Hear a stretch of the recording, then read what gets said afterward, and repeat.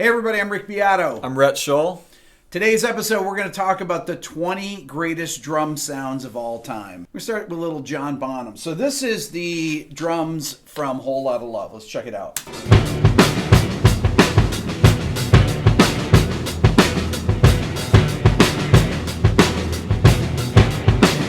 Now, what can you say? It's so fat. It's ridiculous. Not to mention the fact that Bonham is just killing it.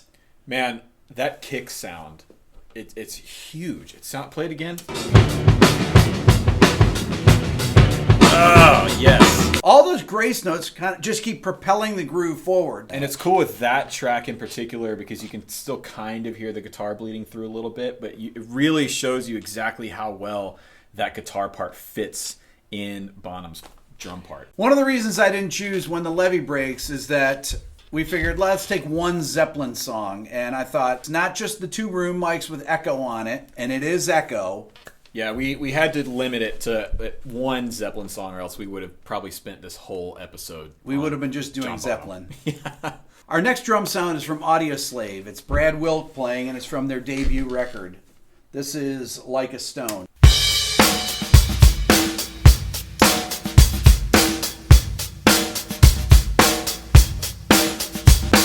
Now, this is produced by Rick Rubin.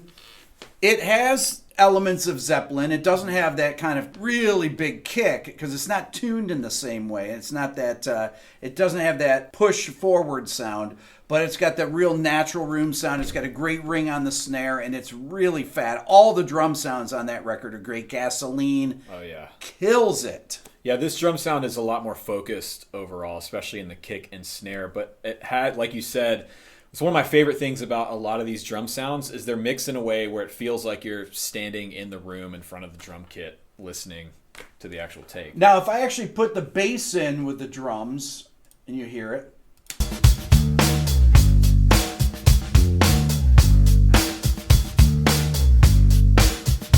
A lot of space there. The bass is really simple, but it is fat. And the guitar parts are really wide in this.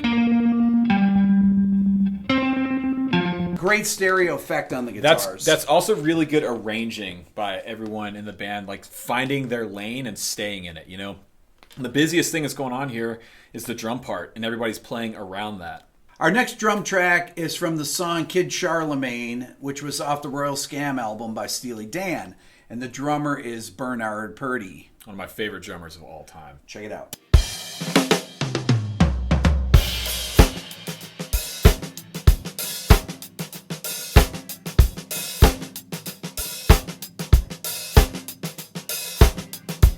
Notice all the grace notes, the open and closing of the hi-hat. Let's check it out again.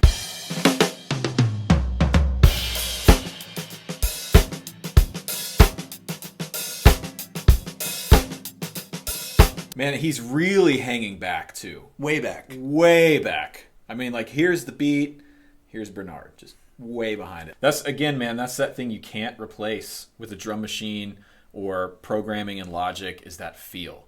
Right, that human intuition to know when to hang back, when to push forward a little bit. The next drum track that I'm going to play, you probably haven't heard of. It's by Doyle Bramhall III, and it's off his Jelly Cream record, which came out in the late 90s, and the tune is called Snake Charmer. Check it out.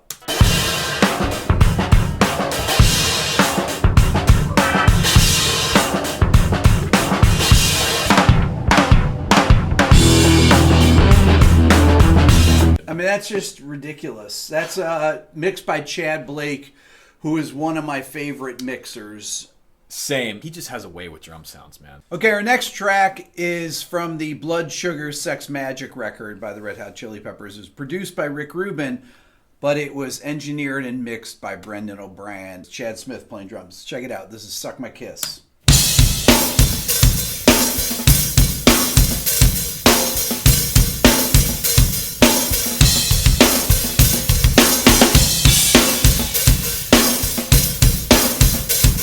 Big room sound, totally natural. This is really a Brendan O'Brien kind of sound right here.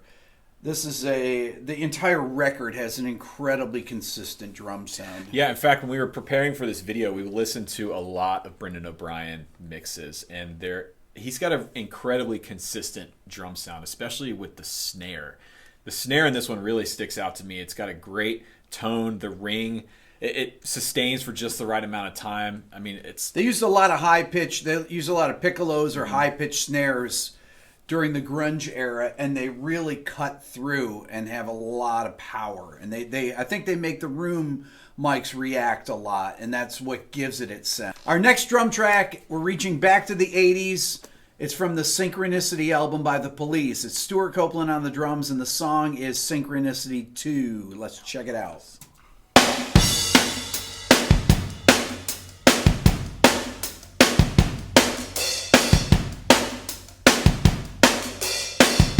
Stewart Copeland's snare is so tightened down, but the crack, he plays with a traditional grip, and he just kills it. So I'm going to put in the bass so you can hear what that sounds like with the drums.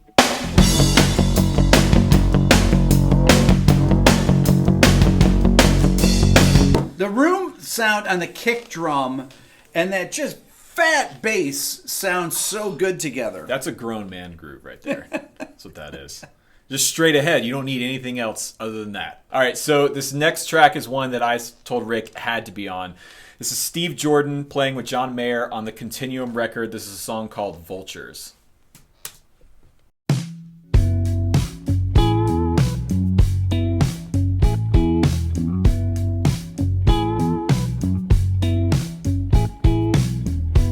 Right off the bat, the mix is massively big. It's a huge stereo image with the guitars, with everything. It's a really fat sound. I think this is one of the best sounding records of probably the last 20 years.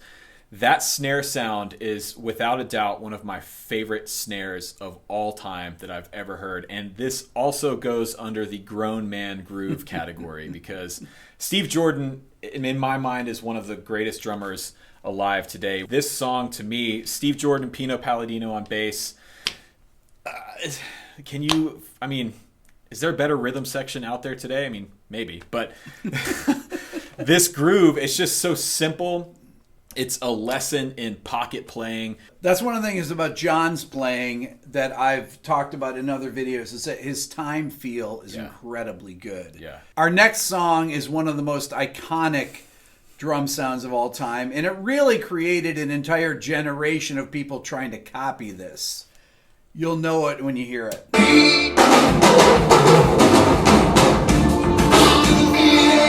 That's Phil Collins, In the Air Tonight. That room sound, those toms. When I first heard that, I thought, wow. Which is what a lot of people did. A lot of producers, everybody thought, we've got to learn how to get that drum sound. You didn't think we were going to make a video about the greatest drum sounds of all time and not put Phil Collins in. The next track was recorded live in a practice space, I believe, with the entire band playing. And it was produced by Brendan O'Brien, but mixed by Andy Wallace, who's one of my favorite mixers. Well, Brendan O'Brien's one of my favorite mixers. You'll know.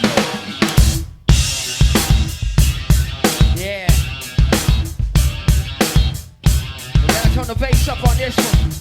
Check it. Since 1516. That's People of the Sun. It's the first track off Evil Empire by Rage Against the Machine. Out of all the tracks we've played, that is one of the punchiest, if not that it just kills. Yeah, man. Again, when we were prepping for this video, we listened to a lot of Rage, and it was kind of hard to choose one song, but I think this is probably, when it comes to drum sounds with Rage Against the Machine, I would have to say this is the best drum sound they ever got. I did a What Makes This Song Great on Killing in the Name, and the drum tracks from the first Rage record are equally incredible. That was produced by Garth Richardson, but that was also mixed by Andy Wallace. All right, this next one is one of my picks. This is The Killers off their record Hot Fuss.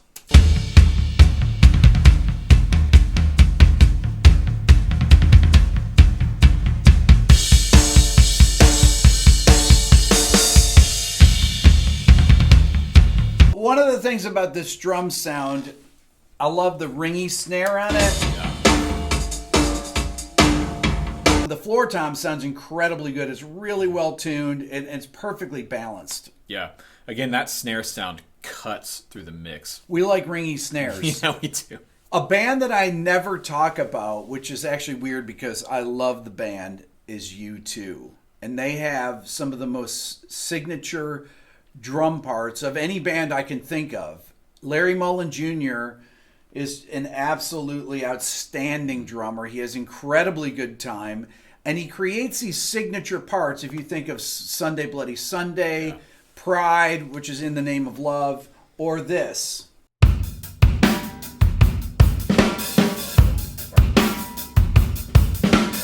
You notice with this drum sound that there's a type of flanging going on the drums. And that was specifically done by Brian Eno. I want to say it was a Lexicon PCM 70 that he used on it with this particular effect to give it that sound. But once again, natural room drum sound.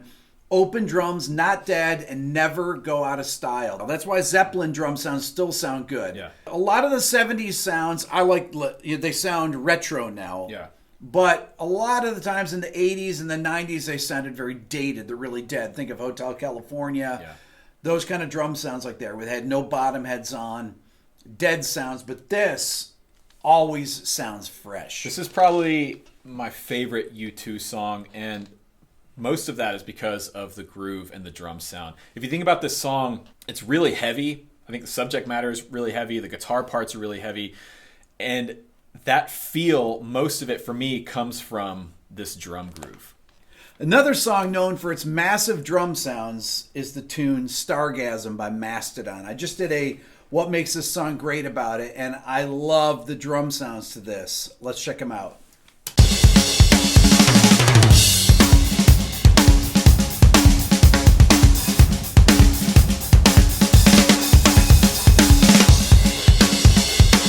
The drums are ridiculous. Notice the kick drum though. It has I mentioned it in the video about the tune, but it has this puffy quality to it. Listen again.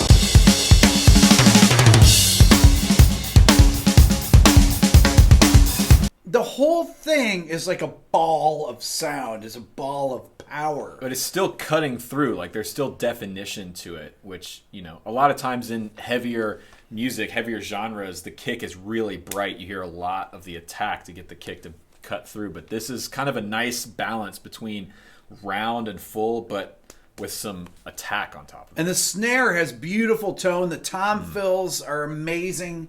The tuning of the drums, everything. But the length of the kick is what really makes it sound powerful. Another drum sound that I know is going to be popular because people that watch this channel love this band. Check it out.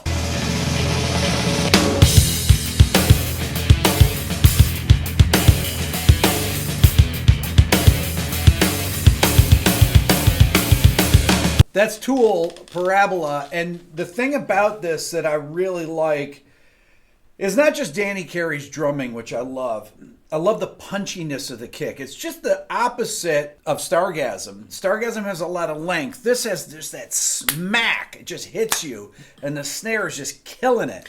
Yeah, Tool is one of those bands that I remember where I was the first time I heard Tool. And a big part of that is the drum sound. And like we've talked about on probably 3 or 4 different occasions in this video, I love that long, ringy snare, that high-tuned shotgun snare. It's awesome. One of the things about having ring on snare, a lot of people like to deaden the ring. A lot of early records, a lot of 70s records, they would just deaden the ring of the snare out. Well, the thing is, the ring is what makes it cut through the heavy guitars. When you have a guitar-heavy band that have a lot of heavy, low-tuned or distorted guitars, that ring gives it the harmonic information to make it jump out of the mix. So it's actually really important to have it. All right, so our next selection comes from one of Jack White's many side projects over the years, and this is actually my personal favorite thing that Jack White has ever been a part of. My buddy Dan Hannon just sent me a text. He knew we were doing this video, and he said, you need to do the Raconteurs, this particular song.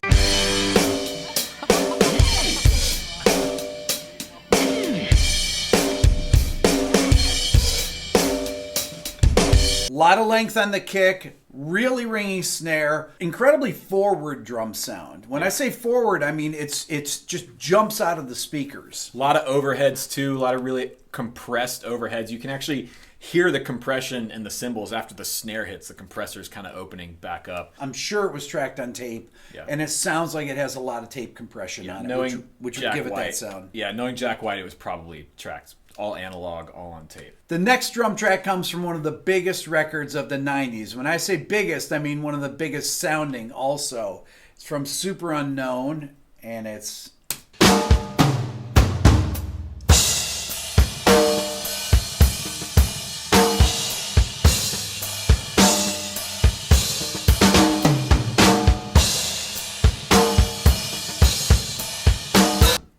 Black Hole Sun. In addition to the drums sounding massive, it's an incredible performance by Matt Cameron. You notice all those ghost notes. The fills are really unusual. The toms that lead into it, blah, boom, blah, boom, just incredible sounding. This was also produced by Michael Beinhorn and mixed by Brendan O'Brien.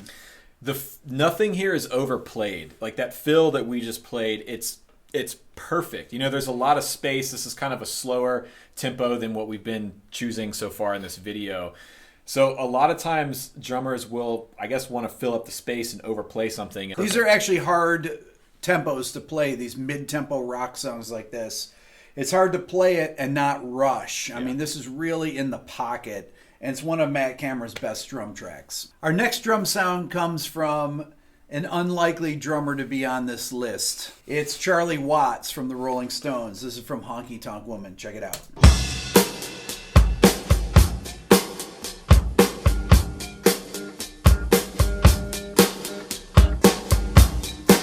Now, one of the things about Charlie Watts is that he's a great timekeeper, and he doesn't play his hi-hat when he plays the snare, which is really unusual. I love this because you can hear that sound of tape once again. It has a natural sound. It's very chunky. It's got beautiful mid-range to it. It's punchy. And I love simple pocket grooves like this. The next track is from the album Dogman by King's X.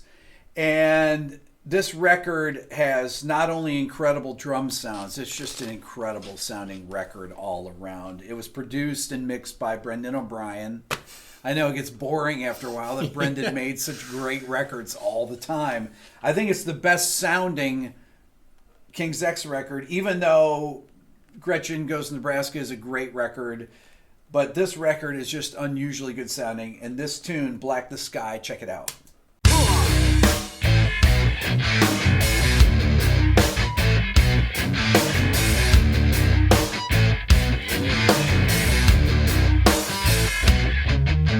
Okay. Wow. Right off the bat, you can tell that's a Brendan O'Brien drum sound. The kick is tight, but forward. The snare just takes your head off. Listen again.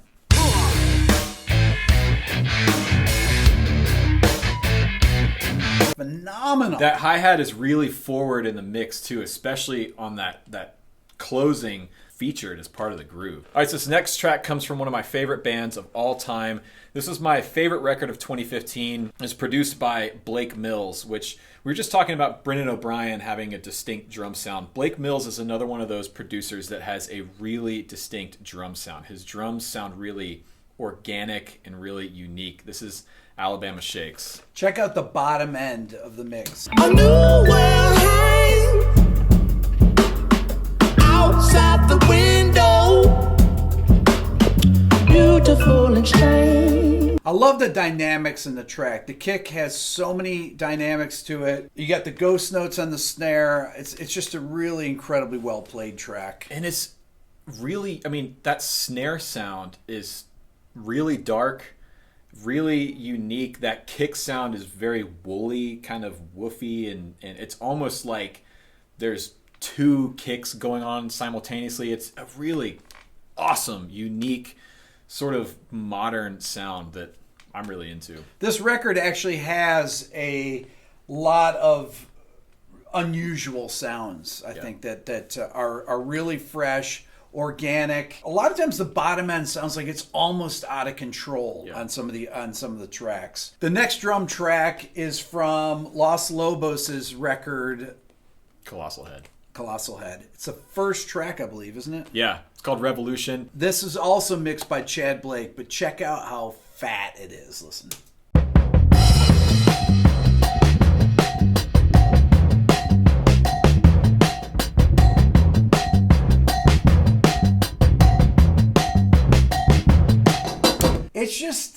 It's massive sounding. I can't describe it any other way. I remember the first time I heard this, I thought, what is that? That is just huge.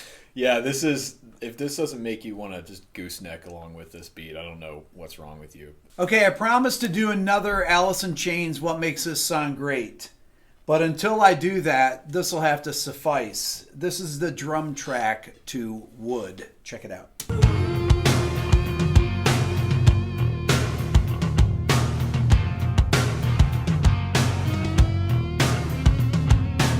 Room sound, it sounds huge. It's got a big reverb on the snare, and it's really in your face, and it has this dark intensity that all Alice in Chains tunes have. It's not just the vocals, it seems like every part of an Alice in Chains song, where there's the bass part or the drum part or the guitars, they all have this really dark intensity to them. There's an aggression. Like, that to me is the best way I can describe that groove, is aggressive. And it's not fast, it's not in your face, it's relatively simple, but that snare sound, the reverb, the long tail reverb on the snare that leads into the next snare hit, and the how hot the snare is in the mix. I mean, it's sitting right on top of everything else. You can hear the natural room sounds with the gated reverb on the snare, and the gated reverb sucks down right on the next beat. Another song that would have made the list if we could have played it, and it's the Beatles' Tomorrow Never Knows off the Revolver record. It is one of the most, I think, original and iconic drum tracks that Ringo ever played. And a lot of people say it was the first heavy metal drum part. Yeah. It's an incredibly original groove. I don't know any groove that's like it at all. And I would love to play it, but I can't. But you can go find it anywhere. So check out Tomorrow Never Knows by the Beatles. This is actually one of the only bands that we're doing two different drum grooves from, because it's two different drummers. This is Steely Dan off the Asia record, and it's the title track. This is Steve Gadd playing a drum solo, and I'm playing it because the drum part is just ridiculous. It's got Wayne Shorter playing sax over it, and Steve Gadd plays some of the most insane fills that I had never heard on a record before this. Check it out.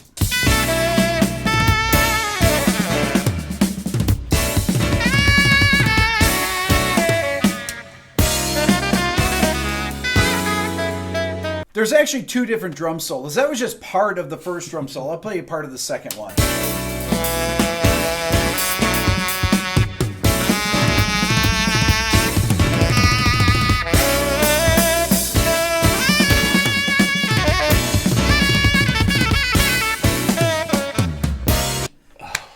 That is actually an incredibly famous solo. Steve Gadd has taught it. There's videos of him playing it. That was really a revolutionary drum solo, but the tuning of the drums, the sound of the drums is just amazing. Probably one of my favorite songs of all time. I've listened to this hundreds and hundreds of times, and that solo still makes me freak out every time I hear it. I mean, it's Steve Gadd. Come on.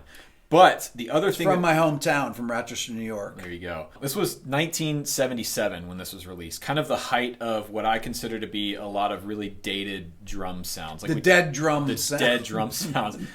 This recording doesn't sound dated. These drum sounds hold up. I mean, they are, unmistakably 1970s drum sounds, but they sound great. They've got body, they've got length, they've got character, everything you want out of a great drum recording.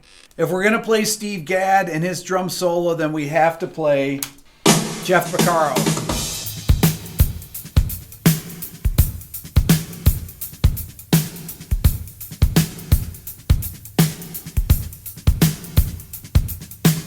Once again, this is a variation on a Purdy Shuffle.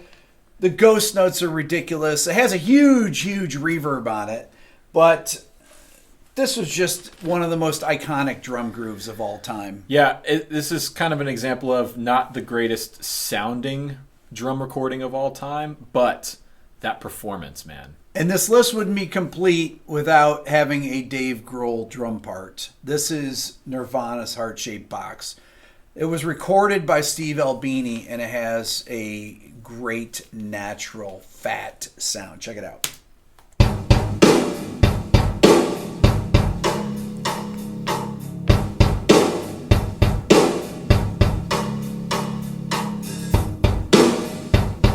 Let me play the chorus beat here.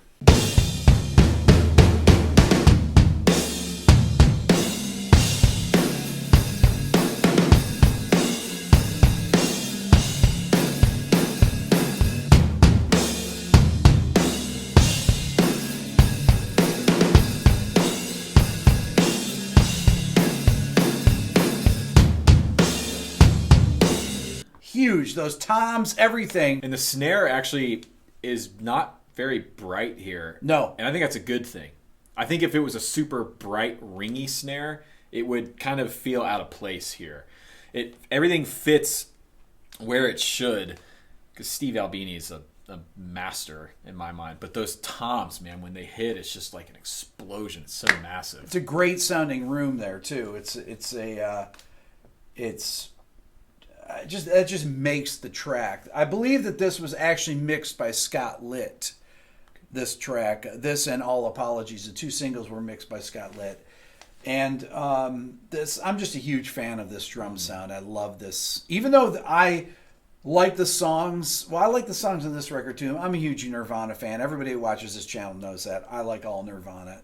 But this particular drum sound is really uniquely great. This has the same thing going on for me as Wood had, which is it's really aggressive. And it's not overly complicated, it's not overplayed, but it's aggressive and in your face, and God, I love it.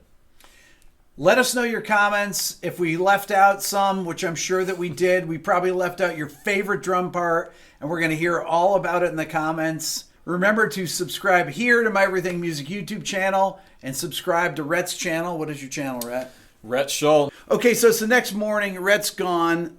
I woke up, drove the kids to school, and I thought, well, there's about 10 other songs that we really forgot to mention that have amazing drum sounds. So there's probably going to be another video on this. But one of them that I do not want to forget is this, the Deftones.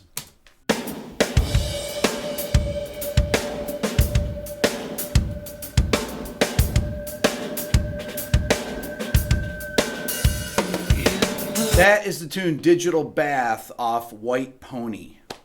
That's a ridiculous drum sound. That has to be in here. As soon as I heard it, I thought, wow, that is an incredible drum sound. That was the producer Terry Date engineering and mixing the record. And it is really, really an incredible, incredible drum sound and an incredible tune on a great record. So Deftones' White Pony, that's from the year 2000. There you go. That was one more that definitely should have been on there. And I'm sure you'll have plenty more in the comments section. Thanks for watching.